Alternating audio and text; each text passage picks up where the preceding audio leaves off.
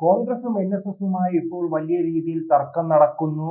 അതിനിടയിൽ LDFുമായി അടുക്കാൻ ശ്രമിക്കുന്നു, പിണറായി വിജയനുമായി അടുക്കാൻ ശ്രമിക്കുന്നു എന്ന രീതിയിൽ രാഷ്ട്രീയ നിരീക്ഷകർ പറയുന്നു.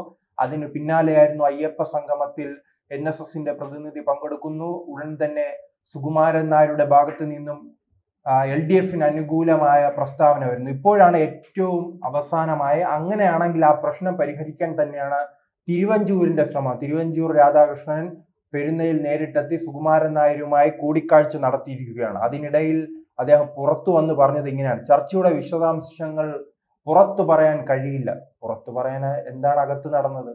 കാരണം SNDP NSSും കുറച്ചു നാളുകളായി തന്നെ തീരുമാനിച്ചു കഴിഞ്ഞല്ലോ, തങ്ങൾ മുസ്ലിം ലീഗിന് അനുകൂലമായി ഇനിയൊരു രാഷ്ട്രീയ സാഹചര്യം സൃഷ്ടിക്കാൻ തയ്യാറല്ല.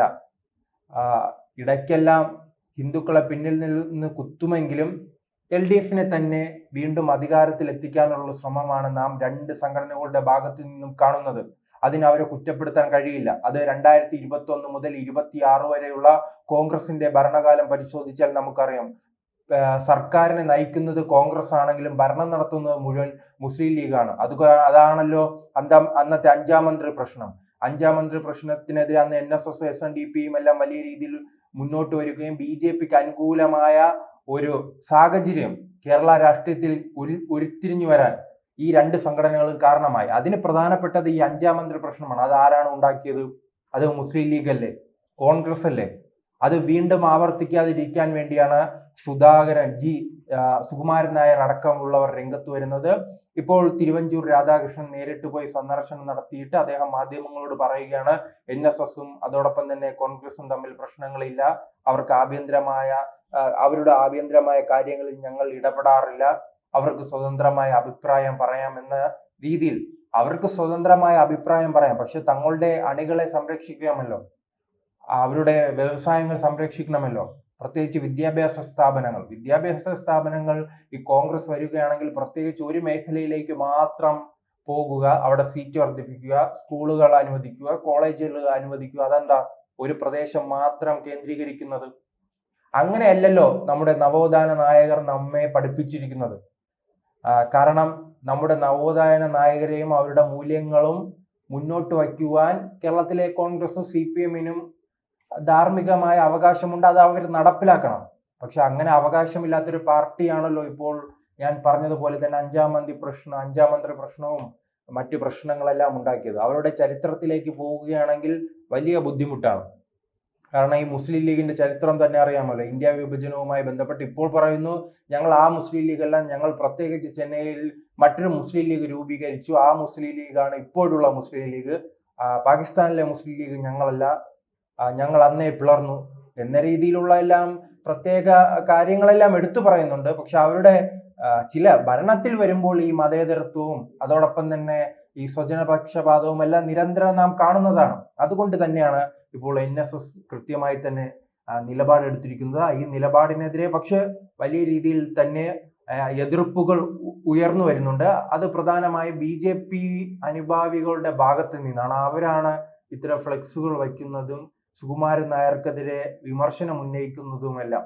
അവർ ചൂണ്ടിക്കാട്ടുന്നത് അയ്യപ്പ ഭക്തജനങ്ങളെ സുകുമാരൻ നായർ പിന്നിൽ നിന്ന് കുത്തി എന്നാണ് പറയുന്നത്. സുകുമാരൻ നായർ പിന്നിൽ നിന്ന് കുത്തിയോ ഇല്ലയോ എന്ന് എന്തായാലും വരുന്ന ഇലക്ഷനെല്ലാം അറിയാമല്ലോ, ആരാണ് അണികൾ, അവരുടെ അണികൾ ആർക്ക് വോട്ട് ചെയ്യും, അപ്പോൾ നമുക്ക് മനസ്സിലാക്കാൻ കഴിയും. പക്ഷെ ഇപ്പോഴുള്ള നിലവിലെ സാഹചര്യത്തിൽ എന്തായാലും കോൺഗ്രസ് വലിയ പ്രതിസന്ധിയിലേക്കാണ് പോകുന്നത്. കോൺഗ്രസ് തന്നെ മാറിയിരിക്കുകയല്ല. നാം എത്രത്തോളം ദയനീയമായ ഒരു മാറ്റമാണ് കോൺഗ്രസിന്റെ ഭാഗത്ത് നിന്ന് ഉണ്ടായിരിക്കുന്നത്. അവരെ പിന്തുണയ്ക്കുന്നത് SDPI പ്രവർത്തകരാണ്, ജമാഅത്തെ ഇസ്ലാമിയാണ്. അതിനെ തള്ളിപ്പറയാൻ ഇവർ ധൈര്യം കാണിക്കുന്നില്ല. അത് എന്തുകൊണ്ടാണ്? നിങ്ങൾക്ക് ഒരു 2 തവണ അധികാരം കിട്ടിയില്ല എന്നതുകൊണ്ട് നിങ്ങൾ അങ്ങനെ എല്ലാവർക്കും കീഴടങ്ങുകയാണ്. അങ്ങനെ കീഴടങ്ങുന്ന പാർട്ടിയെ സ്വീകരിക്കാൻ എന്തായാലും കേരളത്തിലെ ജനങ്ങൾ തയ്യാറാകില്ല. അതാണ് ഇപ്പോൾ ഒരു തുടർച്ചയായി തന്നെ 9-ാം വർഷത്തിലേക്ക് കടക്കുന്ന 10ാം വർഷത്തിലേക്ക് കടക്കുന്ന സർക്കാരിനെതിരെ എന്തെല്ലാം ആരോപണങ്ങളുണ്ട്. മുഖ്യമന്ത്രിയുടെ കുടുംബത്തിനെതിരെ അഴിമതി ആരോപണമില്ലേ? അതോടൊപ്പം തന്നെ ആ പാർട്ടിക്കെതിരെ ഇല്ലേ? പാർട്ടിയുടെ ചരിത്രത്തിൽ തന്നെ ഇത്രയും ചീഞ്ഞു നാറിയ ഒരു സമയം മുൻപ് നാം കണ്ടിട്ടുണ്ടോ? അത്തരത്തിൽ ചീഞ്ഞു നാറിയ ഒരു സർക്കാരിനെതിരെ തെരുവിലിറങ്ങി പോരാടാൻ കഴിയാത്ത അവസ്ഥയിലേക്ക് കോൺഗ്രസ് മാറി. ഭരണവിരുദ്ധ വികാരത്തെക്കുറിച്ച് കോൺഗ്രസ് ഇപ്പോൾ സംസാരിക്കുന്നില്ല. കാരണം കോൺഗ്രസിനെ ഒരു ഭരിക്കുന്ന പാർട്ടിയെ അടിക്കാനുള്ള വടിയാണ് എല്ലാ കാലത്തും പ്രതിപക്ഷത്ത് ഉള്ളതെങ്കിൽ ഇപ്പോൾ തിരിച്ചാണ്. CPM-ന്റെ കയ്യിൽ നിരന്തരം വടികളുണ്ട്. അത് ജമാഅത്തെ ഇസ്ലാമിയെ കുറിച്ചും SDP-യെ കുറിച്ചും രാഹുൽ മാങ്കൂട്ടത്തിനെ കുറിച്ചും കോൺഗ്രസിനുള്ളിലെ തർക്കത്തെക്കുറിച്ചും സുധാകരനെ കുറിച്ചും അങ്ങനെ വലിയ രീതിയിലുള്ള പ്രതിസന്ധി ആ പാർട്ടിയെ വിഴുങ്ങിയിരിക്കുകയാണ്. ഇതിൽ നിന്നും എങ്ങനെ പാർട്ടി പുറത്തു വരുമെന്ന ചിന്തയാണ് പ്രധാനമായി അവരുടെ അണികളെ വേട്ടയാടുന്നത്. ഒരു ഭാഗത്ത് പല നേതാക്കളും BJP-ക്ക് അനുകൂലമായ പ്രസ്താവനകൾ നടത്തുന്നു. BJP-യിലേക്ക് ഇന്ന് പോകണമോ നാളെ പോകണമോ എന്ന ഉദ്ദേശവുമായി നിൽക്കുന്ന കുറെ നേതാക്കൾ. അങ്ങനെ അനുകൂലമായി നിരന്തരം പ്രസ്താവന നടത്തുന്ന ഒരു നേതാവിന്റെ പേരാണല്ലോ ശശി തരൂർ. ശശി തരൂരെല്ലാം ഒരു കാലത്ത് കേരളത്തിൽ കോൺഗ്രസിന്റെ മുഖമായി മാറിയ സമയമുണ്ടായിരുന്നു. അവിടെ നിന്നാണ് ഇപ്പോൾ അദ്ദേഹം BJP-യുടെ മുഖമാണോ അതോ കോൺഗ്രസിന്റെ മുഖമാണോ എന്ന് നാം സംശയിക്കേണ്ട സാഹചര്യത്തിലേക്ക് എത്തിയിരിക്കുന്നത്. അങ്ങനെ കോൺഗ്രസിന്റെ ഈ ന്യൂനപക്ഷ പ്രീണനം അത് പണ്ട് ദേശീയ തലത്തിലായിരുന്നു. 2004 മുതൽ 2014 വരെയുള്ള കാലഘട്ടത്തിൽ വലിയ രീതിയിലുള്ള ന്യൂനപക്ഷ പ്രീണനം നടത്തുകയും ഇന്ത്യയിലെ ഭൂരിപക്ഷ സമുദായത്തിനെതിരെ സംസാരിക്കുകയും ചെയ്തപ്പോൾ എന്ത് ചെയ്തു? ജനങ്ങൾ തുടർച്ചയായി 3 തവണ അവരെ പ്രതിപക്ഷത്തിന്റെ കസേരയിൽ ഇരുത്തിയില്ല. പ്രതിപക്ഷത്തിന്റെ കസേരയിൽ ഇരുത്തിയിട്ടില്ല, അത് മറ്റൊരു കാര്യം. പ്രതിപക്ഷത്തിന്റെ അംഗീകാരം ലഭിക്കണമെങ്കിൽ 55 സീറ്റ് വേണം. അതിന് പോലും കഴിയാത്ത അവസ്ഥയിലേക്ക് ആ പാർട്ടി എത്തിച്ചില്ലേ. അത്തരത്തിൽ വലിയ പ്രതിസന്ധിയിലേക്കാണ് കോൺഗ്രസ് പോകുന്നത്. കോൺഗ്രസ് ഇനിയെങ്കിലും തിരിച്ചറിയുക. ഇപ്പോൾ LDF തിരിച്ചറിഞ്ഞതുപോലെ ഇന്ത്യക്ക് ഇന്ത്യയുടേതായ തനത് സംസ്കാരമുണ്ട്. അതിനെ വെല്ലുവിളിച്ച് ഏതെങ്കിലും പാർട്ടി മുന്നോട്ട് പോകാൻ നിന്നാൽ ആ പാർട്ടിയുടെ തകർച്ച ഉറപ്പാണ്. അത് CPM തിരിച്ചറിഞ്ഞത് കൊണ്ടാണ് 2024 തെരഞ്ഞെടുപ്പിൽ വലിയ രീതിയിൽ ന്യൂനപക്ഷ പ്രീണനം നടത്തിയ CPM ഇപ്പോൾ പൂർണ്ണമായി തന്നെ ഇന്ത്യയുടെ സംസ്കാരം, കേരളത്തിന്റെ സംസ്കാരം പൂർണ്ണമായി തന്നെ സ്വീകരിച്ചുകൊണ്ടുള്ള നീക്കങ്ങളാണല്ലോ നടക്കുന്നത്. അത് തന്നെയാണ് അവരുടെ വിജയപ്രതീക്ഷയും. അത്തരത്തിലുള്ള ഒരു മാറ്റത്തിലേക്ക് കോൺഗ്രസ് കടന്നില്ലെങ്കിൽ ആ പാർട്ടി തന്നെ കേരളത്തിൽ കാണില്ല.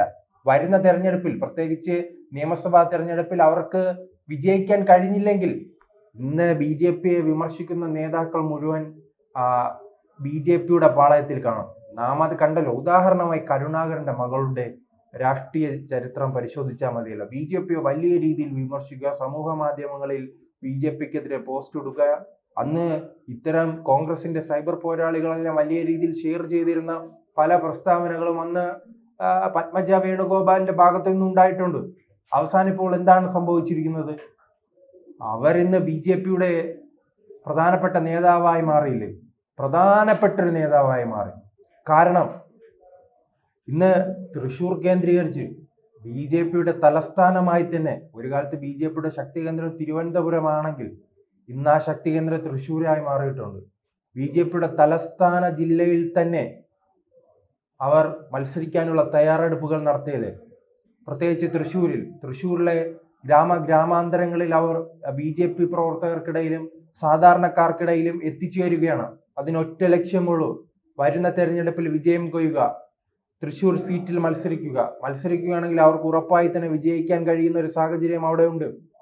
കാരണം 2021 തെരഞ്ഞെടുപ്പിൽ, നിയമസഭാ തെരഞ്ഞെടുപ്പിൽ വെറും 21,000 വോട്ടിനാണ് അവർ പരാജയപ്പെട്ടത്. ആ സാഹചര്യം മാറി. ആ സാഹചര്യത്തിൽ നിന്ന് BJP-ക്ക് അവിടെ ഭൂരിപക്ഷം നേടാൻ കഴിഞ്ഞ ലോക്സഭാ തെരഞ്ഞെടുപ്പ് കാലത്ത് കഴിഞ്ഞു. അങ്ങനെ BJP-യുടെ സംഘടനാ വോട്ടും സുരേഷ് ഗോപിയുടെ പ്രവർത്തനത്തിന്റെ മികവും പിന്നീട് പത്മജ വേണുഗോപാലിന്റെ വോട്ടു ചേരുമ്പോൾ അവിടെ മിന്നും വിജയം നേടാൻ പത്മജ വേണുഗോപാലിന് കഴിയും. അതിൽ ഒരു തർക്കവുമില്ല. അത്തരത്തിലുള്ള ഒരു നീക്കത്തിലേക്കെല്ലാം പോകുമ്പോൾ ഇതൊരു കോൺഗ്രസിനൊരു പ്രതിസന്ധിയാണ്. അപ്പോൾ കോൺഗ്രസിലെ കൂടുതൽ നേതാക്കളെ മാറി ചിന്തിപ്പിക്കാൻ ഇത് ശ്രമമുണ്ടാകും. അവർ മാറി ചിന്തിക്കും. എന്തിനാണ് നാം ഈ പാർട്ടിയിൽ കടിച്ചു തൂങ്ങി കിടക്കുന്നത്? BJP-യിലേക്ക് പോകാമല്ലോ എന്നൊരു ചിന്ത ഉണ്ടാകും. അങ്ങനെ ചിന്ത ഉണ്ടാകുകയാണെങ്കിൽ വലിയ തിരിച്ചടിയായിരിക്കും എന്തായാലും കോൺഗ്രസിനെ കാത്തിരിക്കുന്നത്. G. സുകുമാരൻ നായരെ സംബന്ധിച്ചിടത്തോളം അദ്ദേഹം നിർണായകമായൊരു നീക്കം നടത്തിയിരിക്കുകയാണ്. കോൺഗ്രസ് നേതാക്കളുമായി ചർച്ച നടത്തിയെങ്കിൽ അദ്ദേഹം വഴങ്ങിയിട്ടില്ല. അദ്ദേഹം ഉറച്ചു നിൽക്കുകയാണ് തന്റെ LDF പിന്തുണയിൽ.